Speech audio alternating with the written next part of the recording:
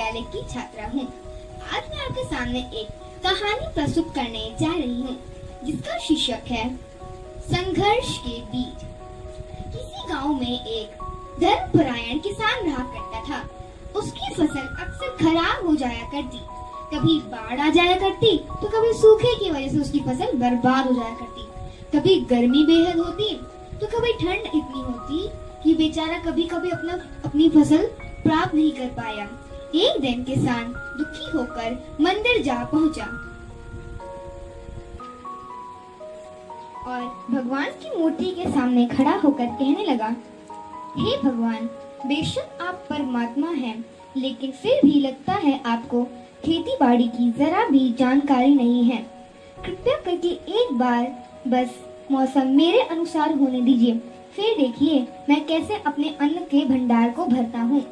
इस पर आकाशवाणी हुई कि तथास्तु वत्स, जैसा तुम चाहोगे आज के बाद वैसा ही मौसम हो जाया करेगा और ये साल मैंने तुमको दिया। किसान बड़ा खुशी खुशी घर आया।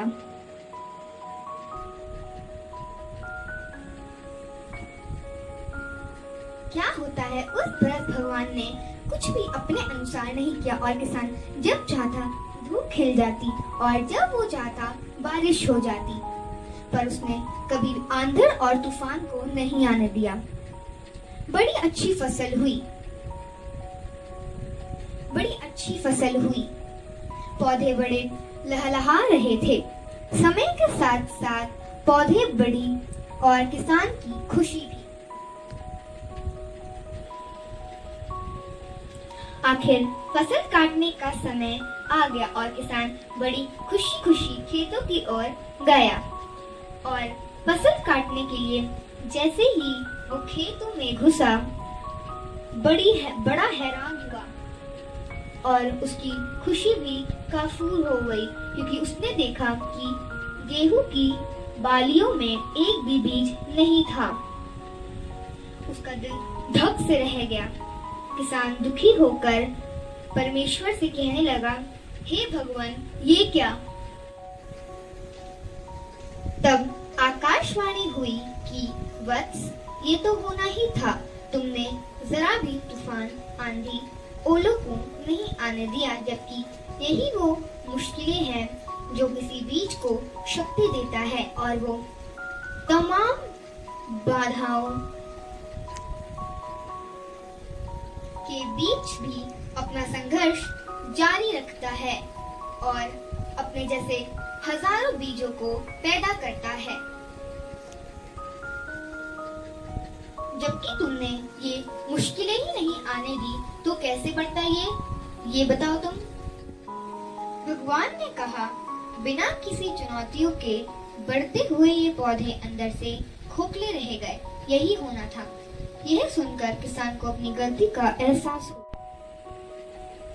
इस कहानी से हमें यह शिक्षा मिलती है कि जिंदगी में जब तक बाधाएं नहीं आती तब तक मनुष्य को उसकी काबिलियत का अंदाजा नहीं होता कि वो कितना बेहतर कर सकता है, जबकि अगर वो बाधाओं को पार करने के लिए अपनी जी जान लगा दे तो मंजिल कहीं अधिक दूर नहीं होती। धन्यवाद।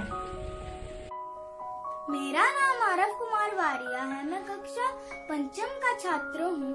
आज मैं आपको एक कहानी सुनाने जा रहा हूँ जिसका शीर्षक है चालाक लोमड़ी बुद्धिमान सारस। एक बार की बात है, एक जंगल में एक लोमड़ी और सारस रहते थे। लोमड़ी को एक दिन मस्ती करने की सूझी तो वो जंगल में इधर उधर मित्र बनाने के लिए इधर उधर ढूंढी। तो उसे घूमते घूमते प्यास लगी तो वह तालाब के पास जाकर रुकी तो उसको वहाँ सारस दिखा। उसने उससे सारस से पूछा कि तुम मुझसे दोस्ती करोगे? तो सारस ने बोल दिया कि हाँ करूँगा। तो फिर एक दिन बाद जब वो दोनों निकलते हैं तो लोमड़ी बोलती है कि आज रात मेरे घर पर खाना खाने के लिए आ जाना। तो फिर रात हो जाती है, सारा लोमड़ी के घर चला जाता है। जो लोमड़ी होती है वो 2 प्लेट ले आती है। उसमें खिचड़ी डाल देती है। तो लोमड़ी तो खा लेती है, पर जो सारस का ज्यादा चोंच बड़ी होने के कारण वो नहीं खा पाती। फिर लोमड़ी खाते हुए पूछती है कि तुम खा क्यों नहीं रहे। सारस ने बोला कि मेरा पेट भरा हुआ है तो मैं चलता हूँ। तो वो दुखी होकर घर चला गया। जब लोमड़ी 2-4 दिन के बाद घर से बाहर निकली तो सारस ने पूछा कि आज रात तुम मेरे घर पर खाना खाने के लिए आओगे। तो लोमड़ी ने बोल दिया हाँ आ जाऊंगा। तो फिर रात हो गई तो लोमड़ी सारस के घर चली गई। सारस ने 2 पौंड में खिचड़ी डालकर ले आई।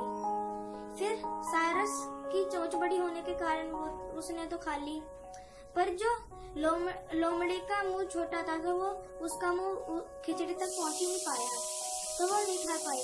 तो सारस ने बोला कि तुम खा क्यों नहीं रहे। लोमड़ी ने बोला कि अभी मेरे पेट दर्द हो रहा है तो मैं यहाँ से चलता हूँ। तो लोमड़ी दुखी होकर चले गया। इस कहानी से हमें यह शिक्षा मिलती है कि जैसी कर्मी वैसी भरनी। नमस्कार, मैं भूमिका सेजवाल कक्षा 5वीं की छात्रा आज आपको तोते के ऊपर एक कहानी सुनाने जा रही हूँ। बहुत समय पहले की बात है। 2 तोते थे। एक बार उनकी माँ दाना चुगने गई थी। तब उनके घोंसले को एक शिकारी देखा और कहा, अरे वाह, इसके तो बहुत पैसे मिलेंगे। तो वो जा रहा था तो एक तोता उड़ गया। एक तोते को उसने पकड़ लिया तो दूसरा जो तोता था वो गिर गया। एक साधु गुजर रहा था तो उसने उस तोते को देखा जमीन पर गिरा हुआ। तो उसने कहा, अरे बेचारा तोता। तो वो उसको अपने घर ले गया। दोनों तोते अलग अलग जगह पर बड़े हुए। एक राजा एक रास्ते से गुजर रहा था।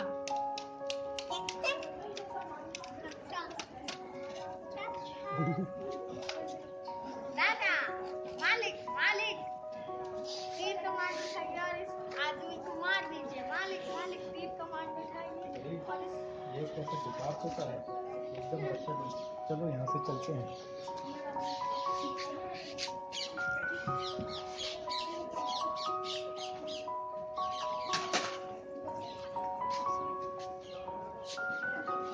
साधु की पत्नी से काम की। अरे यहाँ पर भी जैसा ही एक तोता है, लगता है उसी का ही भाई है। अरे तोते, नमस्कार, आइए, आपका स्वागत है। नमस्कार, आइए, आपका अरे स्वागत। तोते, तुम तो बड़े सुंदर लग रहे हो। मैंने तुम्हारे जैसा ही तोता एक डाकू के कुआं में देखा था। यह तो बहुत बदतमीज था। बहन मेरा भाई था। बचपन में हम बिछड़ गए थे। एक शिकारी ने मेरे भाई को पकड़ लिया। हम दोनों अलग, वो शिकारी के घर में बड़ा हुआ और मैं साधु के घर में। अच्छी संगत का अच्छा परिणाम। इस कहानी से हमें यह शिक्षा मिलती है कि जिस अच्छी संगत का अच्छा परिणाम।